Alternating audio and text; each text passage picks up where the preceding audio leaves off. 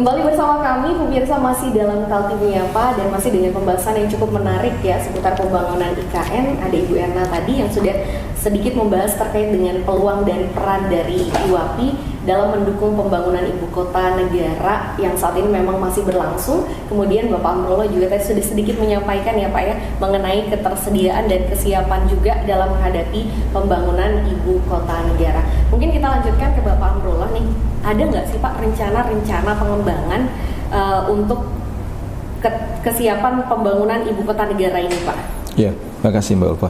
Jadi kalau Bulog sendiri memang kita akan melihat kondisi di lapangan bahwa mau nggak mau dengan adanya IKN ini maka kebutuhan stok di Kalimantan Timur secara umum atau khususnya di IKN akan bertambah.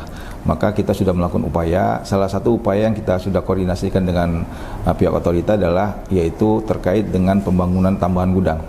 Nah, jadi kita memang ada rencana nanti di wilayah IKN akan melakukan penambahan gudang karena kita dalam prinsipnya adalah ingin menambah kapasitas gudang yang nantinya akan terkait dengan kemampuan untuk menyimpan bahan baku yang ada.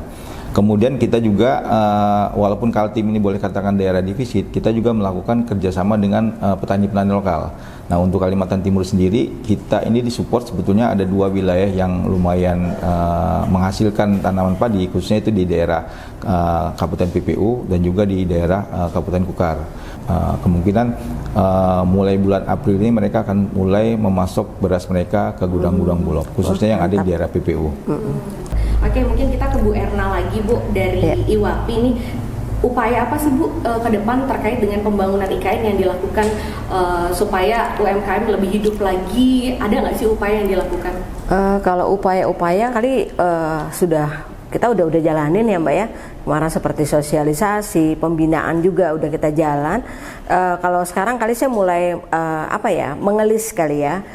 Siapa-siapa ini teman-teman yang bergerak di usaha catering, kemudian teman-teman yang bergerak di usaha penyediaan makanan kecil, kemudian itu yang kita sekarang mulai kita list. Dalam arti kita udah tahu nih spesifikasi daripada usaha mereka ini lebih condong kemana. Begitu juga untuk pengusaha perempuan yang bergerak di bidang laundry, karena memang nanti di HPK sendiri saya dengar itu juga laundry sangat dibutuhkan. Nah, jadi kita sudah menulis anggota-anggota kita yang mempunyai usaha masing-masing, itu usaha catering, usaha laundry, dan usaha UMKM yang kita kategorikan adalah usaha kecil, itu udah mulai kita ada listnya. Jadi dari situ nanti kita bisa, kalau alhamdulillah misalnya kalau IWAPI bisa nanti dapat kuota untuk bisa bekerja sama lebih dalam jumlah yang besar, itu kami akan bagi kali dalam seperti itu. Jadi teman-teman ini setidaknya udah harus siap baik dari segi keprofesionalan, kemudian dari segi perizinan. Jadi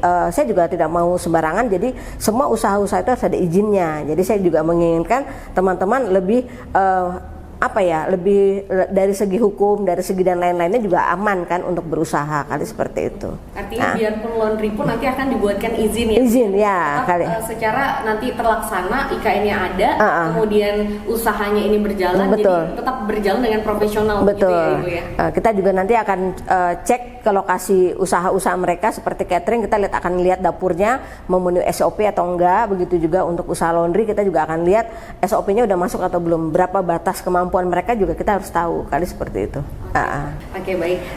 Saya mau kembali lagi ke Bapak Amrullah Pak, sedikit kita singgung soal harga nih. Pastinya nanti nih dengan adanya Bulog tentunya harga juga harus diimbangi dengan masyarakat mungkin yang menengah ke bawah. Ini seperti apa Pak? Iya, Bulog sendiri memang lebih cenderung, kita kan sebetulnya ada dua penugasan, tugas pokok ya, tugas PSO namanya Public Service Obligation sama komersil.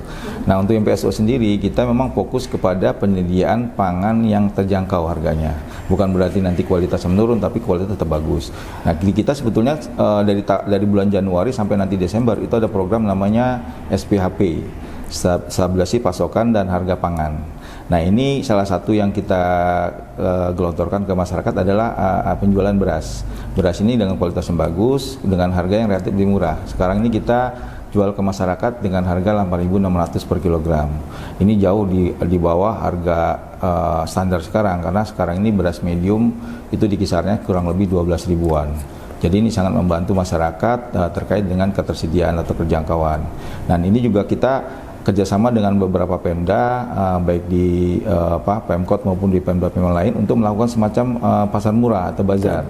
Nah, ini juga untuk membantu masyarakat supaya dalam kondisi khususnya kayak sekarang ini kan semua harga bahan pokok mahal. Maka dengan kehadiran Bulog ini juga kita mau masyarakat itu terbantu istilahnya dengan adanya pangan yang harganya lebih murah. Dan ini akan terus kita lakukan sampai dengan nanti akhir tahun. Dan kita juga sekarang bulan Maret, April, Mei ini ada program dari pemerintah, dari pemerintah pusat melalui Bappenas, Badan Pangan Nasional, kemudian Bappenas memerintahkan Bulog melakukan namanya bantuan pangan bentuk beras. Ini diberikan gratis kepada masyarakat sejumlah 10 kg. Ini nanti dilakukan 3 termin, bulan Maret, sekarang udah jalan, April sampai dengan Mei. Jadi 3 tahap nanti istilahnya. Masing-masing dapat 10 kg untuk masyarakat. Nah, untuk Kaltim sendiri jumlah PKM-nya atau penerima manfaatnya itu cukup besar. Ada sekitar 125.000 KK. Wah, luar biasa. Jadi istilahnya nanti ini bisa juga membantu masyarakat khususnya yang menengah ke bawah. Betul, Pak. Untuk mendapat ketersediaan khususnya beras. Ya, itu kurang lebih. Jadi luar biasa support juga ya dari Bulog ini, tidak hanya untuk pembangunan IKN, mungkin untuk ya kebutuhan hidup masyarakat ya. gitu ya Pak ya, tidak lepas juga dari IWAPI. Kita tahan dulu lagi Pak, karena kita akan break sejenak. Nanti kita masih akan kembali, pemirsa jangan kemana-mana, tetaplah dalam Kaltim Menyapa.